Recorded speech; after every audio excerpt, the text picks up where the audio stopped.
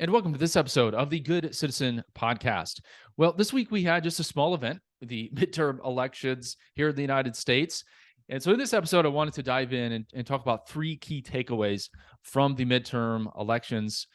Now, as I was voting this week, it just struck me how important and significant it is that we have the right to vote.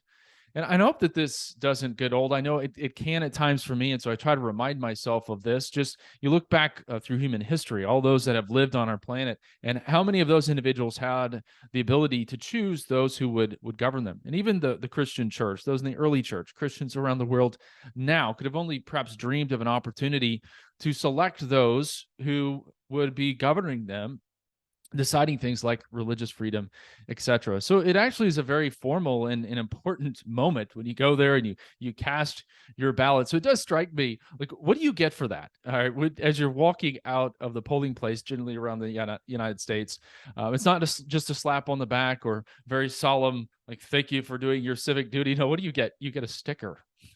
It's kind of like, well, are we in elementary school? Like, so not a certificate suitable for framing, not a plaque, not just a thank you for doing your civic duty. No, here's a sticker. Now, I'm all for the stickers. I mean, what else would you do in your obligatory "I voted" picture? And I do this myself as well. But it does strike me a bit that what we get for doing this very solemn and formal duty, we get a sticker. So I'll just leave that right there as we reflect on American life. And again, I'm all for the stickers. It just strikes me as somewhat humorous.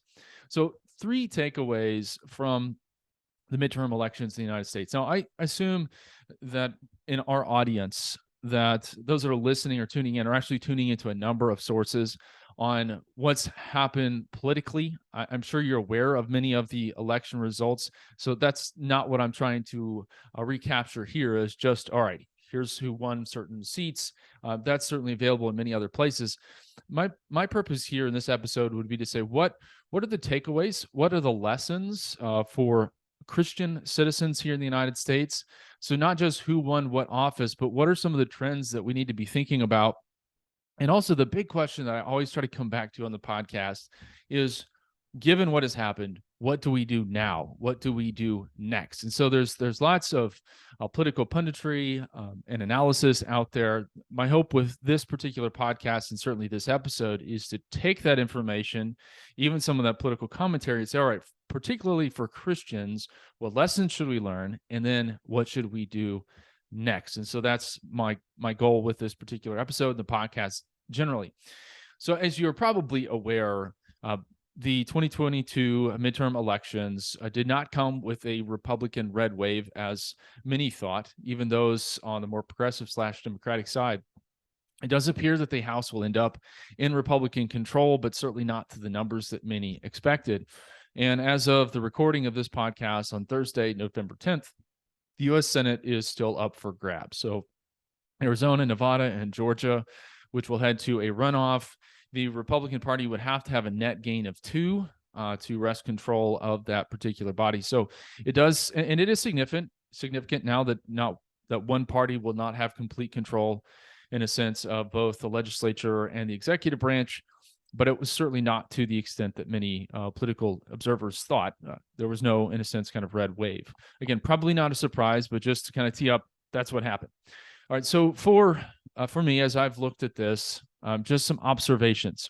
Now, and I'll often talk about scripture. I preach sermons on here. I certainly want to just note that what I'm sharing today is more in the wisdom category, and you're certainly free to disagree with me. I actually would welcome your comments and feedback.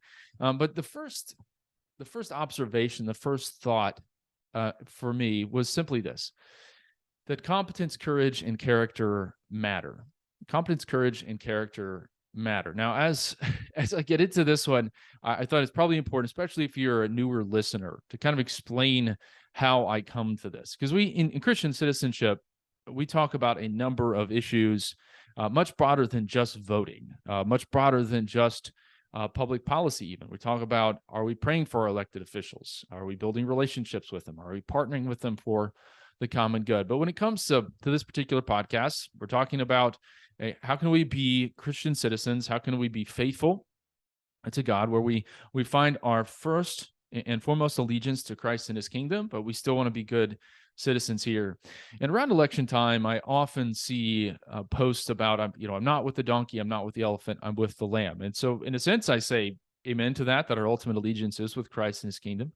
But if we're going to be an engaged church, and we talk about how in the past the church has been an exiled church, all right, we're going to do nothing, we're going to say nothing about public life, or we've taken kind of an embattled approach where we just have to be frantic, even jeopardize biblical principles for short-term political gain.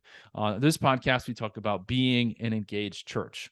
And if you dig into that a little bit, you'll say, well, I'm with the lamb, but not with the donkey or the elephant. But what does that mean? Like, how does that practically work out? And so if we're in a proportional system and we could just say, all right, here's a Christian party, and you don't have to worry about any of the others. We do exist here in the United States in a primarily two-party system. I know that there are Christians that support third parties. I defer to their conscience on that. But my general approach has been if you want to have meaningful impact or influence in the United States, you participate in the two-party system. Now, something also of citizen, I promise I'm getting to broader lessons, make sure I'm clearly setting the foundation here, especially for newer listeners. And that is, we say there are kind of three things that we try to hold in tension. That we're Christians first, our ultimate allegiance is to Christ and his kingdom. That we are Caesar, in the sense that in the United States, we have authority, like we the people, and therefore responsibility. Our system requires our principled participation, and that we're also citizens, that we want to provide moral guidance and wisdom to the state, but also to care and be concerned for the good of all people, not just ourselves. And we've talked often about, all right, then what are the issues that we should care about? We talk about this 5-pointed star, dealing with a number of issues in public life, all of them sourced from, strengthened by the Imago Dei. So with all of that kind of pulled together, if you're interested, you can go back to previous podcasts on that. It is basically where I have landed in public life, is that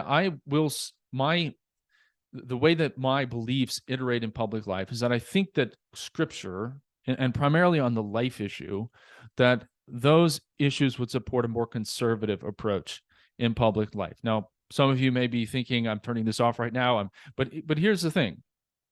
As Christians, we are to promote biblical principles. And I'm fairly unapologetic about this, in the sense that, all right, if biblical principles applied to public life end up being more conservative than quote unquote progressive, and these are just labels, these are just party names. Like, let's stop as Christians looking at this through a partisan lens, especially when we're just talking among ourselves. I mean, this podcast is primarily for a Christian audience.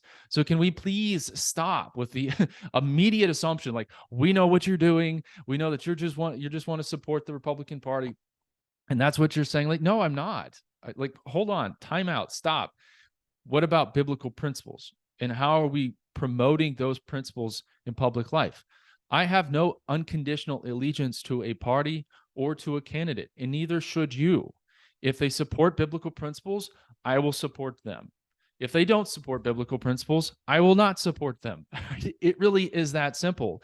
And it's not my fault, in a sense, that in American public life, the issues fall out the way that they do. And to anyone that would say, well, why aren't you supporting more progressive principles? Well, if you want to talk to progressive movement and have them, stop supporting unbiblical principles, like for going against the sanctity of life, which we'll talk about here, not supporting a biblical view of marriage, then let's have that conversation. You may push back. Well, what about issues like ethnic unity and justice? Well, that's one of the 5 on the 5-pointed star that we need to be promoting in public life. But again, if we're going to be engaged Christians, that means we have to engage in the tug and pull and difficult questions about this. And so I'm saying all of this to say that as when we had Wayne Grudem on, he says, look, my principles are first biblical. They end up working out in a more conservative direction. That's not because I have a previous allegiance to those principles. It is just simply, according to my conscience, that's how biblical principles best work out in our current political environment. So I'm kind of raising a flag there, in a sense of kind of saying, here's my position. Feel free to disagree with it, but that's generally where I have landed. Now, as I get into this one, competence, courage, and character matter. I wanted to point back to Jethro's voting guide, which Moses' father-in-law, where he said, look, biblically, Exodus 18:21, these were civic leaders. You need to select individuals that display competence, morality, honesty, and financial integrity. That those are the types of people that should be winning and being put forward in public life. And so our strategy here at the Good Citizen Project, we want to be the kind of strategic, reasonable, faithful Christians working things out in public life. So all of that to kind of set a foundation. When I say competence, courage, and character matter, it interests me that when it comes to the 2022 race, those that won were not focused so much on kind of celebrity. Now, of course, in this conversation, it's unavoidable that the candidacy and presidency of Donald Trump comes up. Now, look, I'm grateful for many of the policy decisions made by the Trump administration, including appointment of judges that support the sanctity of life and ruled in Dobbs to send that issue back to the state. But I don't know of a Christian, and I may get lots of emails from those that are kind of diehard supporters of President Trump. Please hear me clearly. I don't know of any Christian that would say, I'm a huge fan of his character. Now, there's a lot of things in public life thrown back and forth, but I'm speaking primarily about kind of just the dismissal of biblical sexual ethics at times, and then in his personal life, and then just kind of the bombastic nature of his persona, some of the public statements that he makes. And what I'm speaking primarily about is not so much an individual. Now, and I've said on the podcast before, like I could get on here and be like really vague, and I'm sure a lot of people would like, amen. I don't know if that's helpful. What I'm talking about is like a brand of candidate. And this can apply to both the Republican Party as well as the Democratic Party. That like the people we're going to put into places of high office, it's more of a celebrity. Like, all right, who has the most followers, who can go get the most clicks because they've said something outrageous, and they're going to go own the other side. And again, it's not necessarily about a particular statement. I'm just talking about a brand that it's more, all right, we're going to look for people that we don't, if they lack character in their personal life. Again, I don't think anybody argues over that. We're just going to overlook that, and we're going to push someone forward because they'll support particular policies. That's, I think, kind of inescapably the brand of candidate that in particular elections we've been forced to choose from. When I say competence, courage, and character matter, is that it does seem that in the 2022 midterms, there were candidates that, and I have them in a particular order here. Competence, meaning that they're just good at governance. All right, they've shown, hey, we know how to govern a state. I'm pointing to a couple of individuals specifically. I'm thinking of a couple of state governors. So Kim Reynolds in Iowa, who won 58% to 39%. Ron DeSantis, who won 59 to 40%. Kemp in Georgia, who won 53 to 45%. DeWine, 62 to 37%. I think all of those are Republican governors. I'm looking back at biblical principles. These are governors that have been more willing to promote things like the sanctity of life and a biblical view of marriage and sexuality. And so when you look at those four, and again, there are others, I'm not talking so much about individuals here. Please hear me clearly. It's more of, not so much individuals, more of a brand, kind of a brand of candidate. And I have had the opportunity to meet Kim Reynolds in person, and she has an amazing story about formerly being an alcoholic, recovering from that. So she's passionate about the drug addiction issue, substance addiction issue, and I think is doing a great job there in Iowa. And so when I say competence, I mean all of these states have generally been recognized as being run well, and I think people still value that. And so as I'm getting to the point, it's taken me a little bit on the wind up, is if from the 2022 election, it appears that candidates that are marked by competence, courage, and character are going to lead out, that's a good thing. That's something that we should encourage. Now, will it always be true that a candidate like this will win? Maybe not, but as Christians, isn't it our responsibility to promote people that fit into the competence, morality, honesty, and financial integrity framework? I think yes. And what's a better long-term strategy to win elections in short? All right, got to win this election and keep putting people up there. Now, we talked a lot about the 2016, 2022, 2020 elections, but long term, like, what is the better strategy for Christians? And I don't know that anybody would really disagree with it. Would it not be that we push candidates forward that show good, they show they're competent in their job of leading a state? And then the second one is courage, that they're willing to stand up on issues. I think about Kemp in Georgia as he stood up for religious freedom. You see many of those that I've mentioned here and how they addressed the church, how they treated churches during the pandemic. And I've, again, listed competence, courage, and then character. So are there issues that you could raise about any of these individuals? Yes. Are there issues that you could raise about anyone concerning their character? Yes. But again, I want to come back to the idea of a brand of candidate, that it did seem like, again, these are massive margins. DeSantis 59-40, Reynolds 58-39, Kemp 53-45, DeWine 62-37. These are massive margins where it seems like people are recognizing this person's good at governance. I may disagree with them some on social issues, but I recognize that.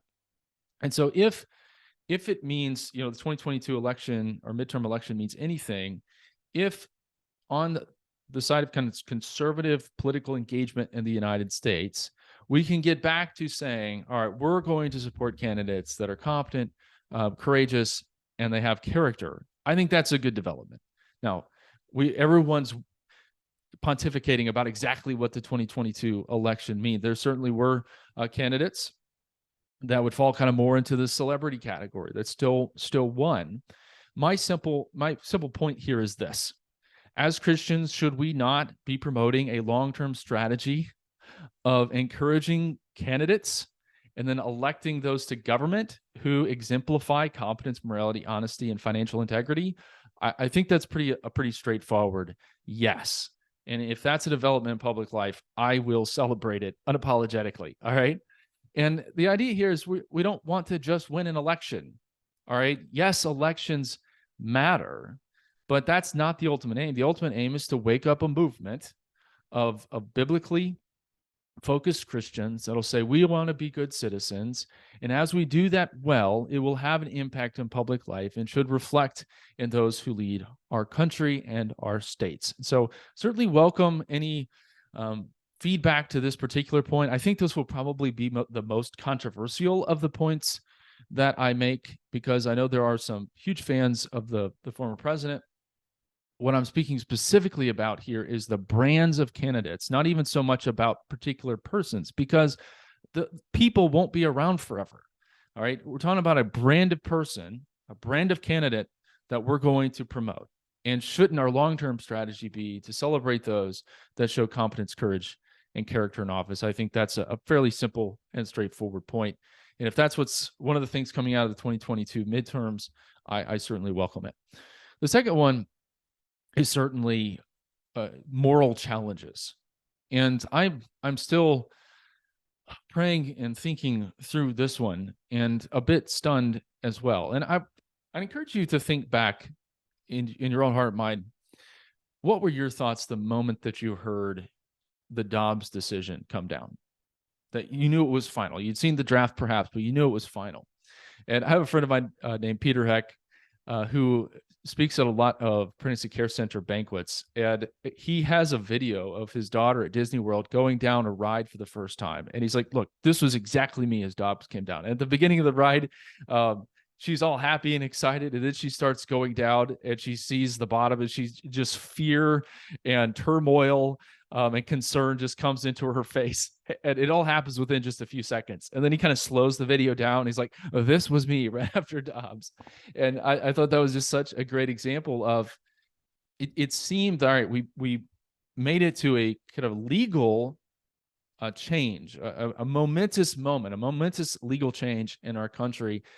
And my assumption was that that also signaled a momentous moral change in the United States.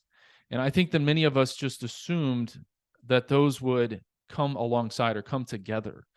But I think what the 2022 midterm elections showed is that we still have much work to do on the legal side, but perhaps even more specifically in the moral and cultural arguments that we need to make. So I'm specifically mentioning California's the change to their constitution, which passed 65 to 35%, Michigan approximately 60% to 40%.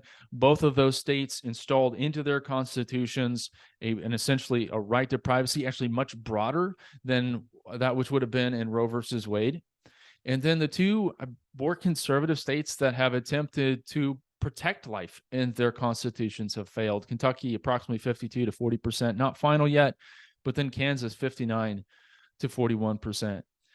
And so I wanted to specifically read what is now in the California Constitution, and then what was actually on the proposal in Michigan. So in California, the Constitution will read this: the state shall not deny or interfere with an individual's reproductive freedom in their most intimate decisions, which includes their fundamental right to choose to have an abortion and the fundamental right to choose or refuse contraceptives. In Michigan, the proposal stated, this is a proposal to amend the state constitution to establish a new individual right to reproductive freedom, including the right to make all decisions about pregnancy and abortion, allow state to regulate abortions in some cases, and forbid prosecutions of individuals exercising established rights.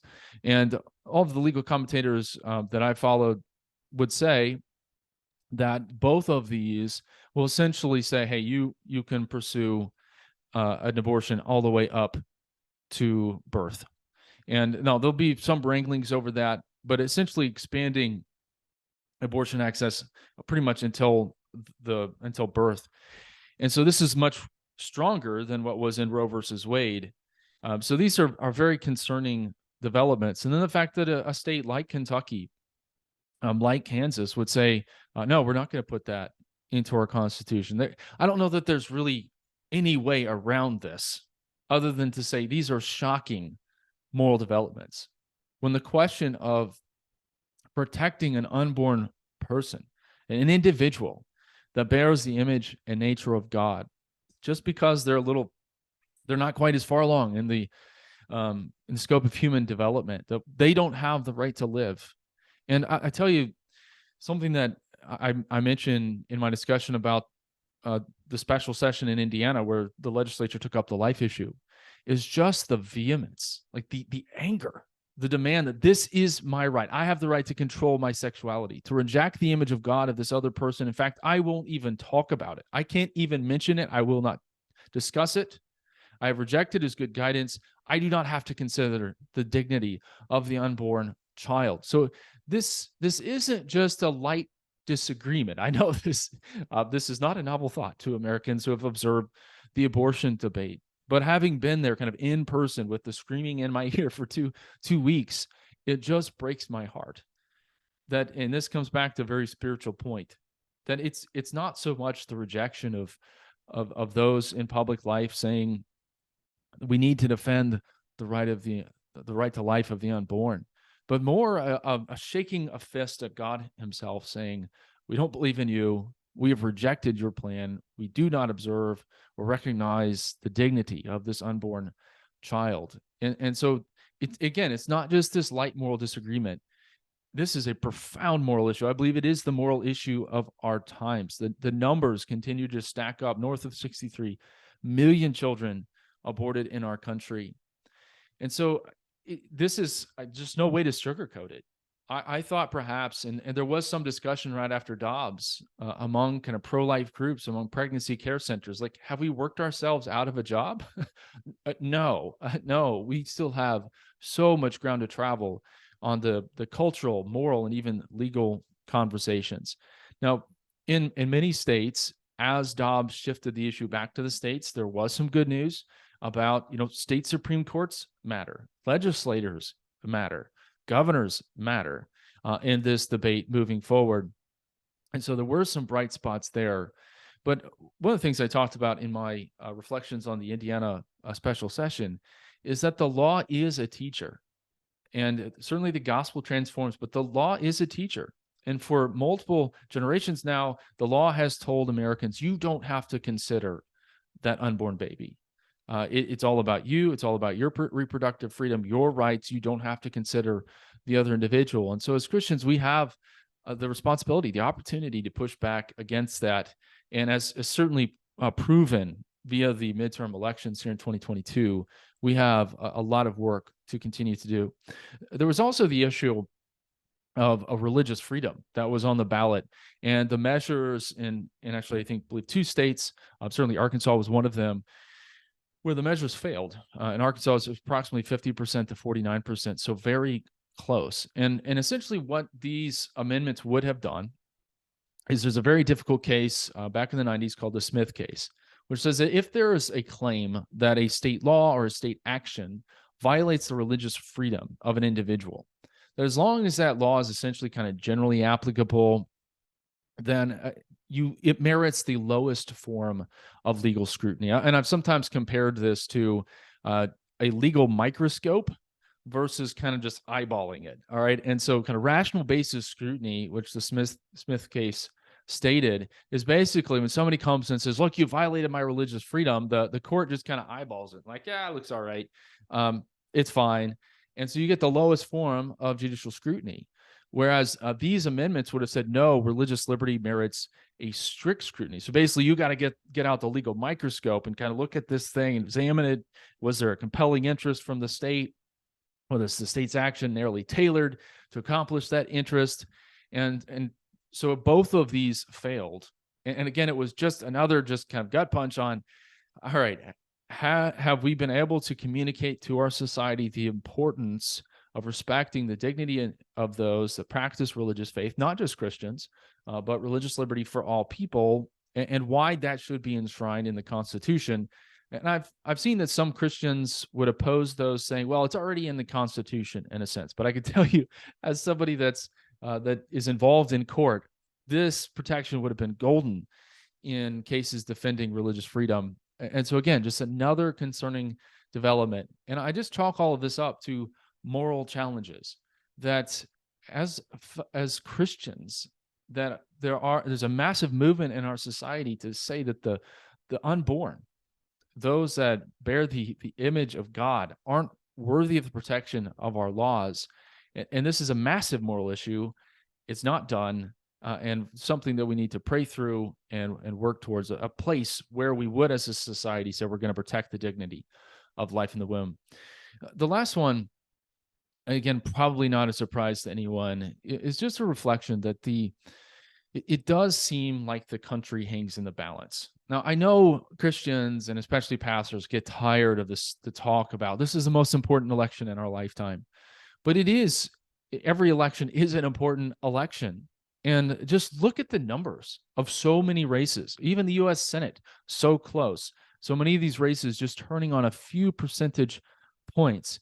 And so there seems to be almost an equally divided United States, at least, from the polling, that we are becoming increasingly polarized, divided nation. And there's a great article over at World Opinions by Joseph Backholm, who's been on the podcast before, talking about our states are becoming not just different states, but almost in a sense, different worlds, different moral universes being passed into law. Reflection recently on the platforms of the two parties in the 1960s versus 2022. And in 1960, they agreed on almost everything. In 22, they agree on almost nothing. And now the church, those that believe in Scripture, are often split into numerous factions and disagreements. And we have, our old sins, the things that we talk about often about slavery, about discrimination. They continue to haunt us. Our wealth and our pride, which we sometimes don't. We just use that for our own gain. I mean, there's just so many moral issues where the country literally hangs in the balance. And I don't know if you feel this as well, but it just seems like an increasingly important moment. Like, which way will it go? And Wayne Grudem talked about this on our episode with him. It almost, the republic hangs on kind of a knife's edge. Where from here? Will there always be a 50-50 split in the U.S. Senate? I mean, both parties are working to overcome that. But right now, it just seems like we're caught in the middle of kind of two major worldviews. And so which one is going to win out? And And so I do see it as an important moment. I see it as a moment where we need to continue to engage. And I've had several ask me over the last couple of days, like, what do we do next? Why, so much of this is just so deflating. We thought we were further along on the life issue. And so I just simply call all of us back, myself as well, just the faithfulness. And I'll often see statements, God's in control. But basically, like, hey, I voted, I did my part. I'm going to wash my hands of this, and we'll just see what happens next election. I did my part. Thank you very much. Like, no, citizenship is more than voting. As we've tried to talk about on the podcast now for more than 250 episodes, though this is a very comprehensive task, and our particular system requires our principled participation, and so it's time to get back to work. That it's hard sometimes when you take a loss, you take a punch to the gut. We thought we were further along than before, but you have to just take those results. We're not going to be weary in well-doing and promoting God's principles in the United States, and we're going to move forward. I mean, just think about the long story of Roe versus Wade. Let's not forget that. And I do believe, I'll press for including that story alongside the efforts of those like Wilberforce in England, Douglas here in the United States to end slavery. That this was an incredibly long, difficult process. Well, that was just kind of the first chapter we've learned. And so now, especially those of us that may be a little bit younger in public life, now it's our turn to say, all right, we believe this to be true. These are people. These are individuals that bear the image and nature of God. They deserve the protection of our laws, and we will not retreat from that. We're going to continue working towards it. And so it's easy, certainly I feel it as well, to get discouraged and say, all right, I've done everything I can, and just kind of try to say, all right, I'm done with this, I'm moving on. When this is exactly the time when we need to engage, because again, the country does seem to be kind of hanging on the knife's edge. Which way will we go? I've been telling audiences, it's easy to say kind of, woe is me. Like, why am I here? I wish I was back in, I don't know, some perceived golden age where more people believed in Christianity, at least a civil religion, and my beliefs weren't under such scrutiny, even attack. And so I think we need to change that from kind of woe is me to wow, he chose me. So from woe is me to wow, he chose me. That out of all the times you could have been born, that God placed you here, and now he gave you citizenship in the United States if you're listening to this as an American citizen. And it's a responsibility. It's something to steward well in our time. And so I sometimes I ask myself this as well, like, where is my strength? Where is my courage? Where is my determination? I'm a follower of Jesus. I am kind of walking in the footsteps of Christians kind of down through the ages who have faced much more difficult dilemmas and persecution than I do. And so where's our strength? Where's our courage? Where is our determination to say, all right, this was a gut punch when it comes to biblical principles in public life. And we need to get up tomorrow. I don't get just to say, well, I voted and did my thing and I'm out of here. Where's our determination? Where's our courage? Where's our strength? I was having a conversation with a student recently that kind of came up, and I always appreciate this feedback, just the courage to say this. Like, I just really don't agree with you on promoting biblical principles in public life. Like we're just pushing our principles and ideas on other people. Now, please hear me clearly. I'm not saying that government should say you have to convert to Christianity. That's not what I'm saying. What I'm saying is that we have a creator. The world was created by God.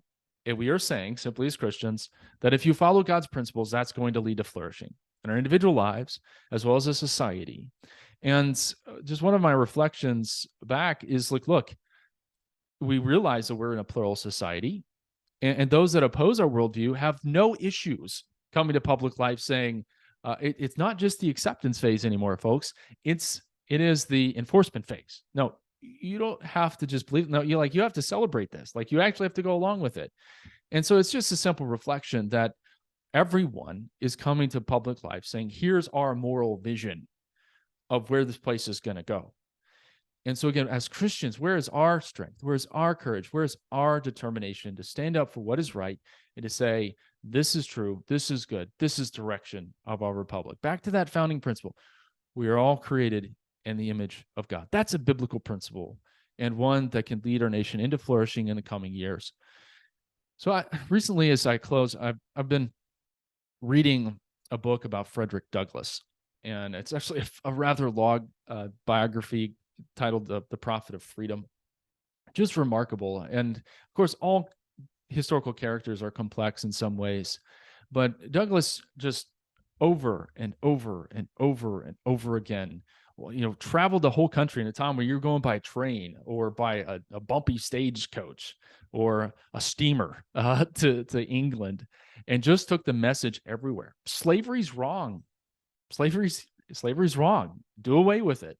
And it explicitly, just like Martin Luther King Jr., relying upon Scripture and his Christian faith to point the nation's conscience back to truth. And he had two particular quotes that I thought were just really important reminders given what's happened here in the midterms in 2022. And so the first one is this. Douglass says this: "I have one great political idea. That idea is an old one. It is widely and generally assented to. Nevertheless, it is very generally trampled upon and disregarded. The best expression of it I have found in the Bible. It is in substance: righteousness exalteth a nation, sin is a reproach to any people. This constitutes my politics, the negative and positive of my politics, and the whole of my politics. I feel it my duty to do all in my power to infuse this idea into the public mind, that it may speedily be recognized and practiced upon and by our people." Isn't that amazing? He says, the whole of my politics is this verse: righteousness exalts a nation, sin is a reproach to any people. So regardless of all that's going on in culture, that's an important reminder. And then he says this. He says, "I make no pretense or pretension to patriotism." He was being accused of not being patriotic. So he says, "I make no pretension to patriotism. So long as my voice can be heard on this or the other side of the Atlantic, I will hold up America to the lightning scorn of moral indignation. In doing this, I shall feel myself discharging the duty of a true patriot, for he is a lover of his country who rebukes and does not excuse its sin." I just love that. He said, "I will hold up America to the lightning scorn of moral indignation, and in doing this, I shall feel myself discharging the duty of a true patriot, for he is a lover of his country who rebukes and does not excuse its sin." And so from a biblical / moral point of view, one of the huge takeaways from midterms 2022 are these massive moral issues like the protection of the unborn, where we've given the people the right to vote, and they've showed that they're not promoting a biblical principle in that sense. And so we can continue to be patriotic to say, look, that's wrong. We need to go a different direction. So where's our strength? Where's our courage? Where's our determination? The country really does hang in the balance. God's placed us here in this time. And so what are we going to do? I think it's time that we kind of pick the lessons up from the midterms here in 2022, and we get back to work in our spheres of influence and our zip codes so we can make a difference for the cause of Christ. So there it is, 3 lessons from the 2022 midterm elections.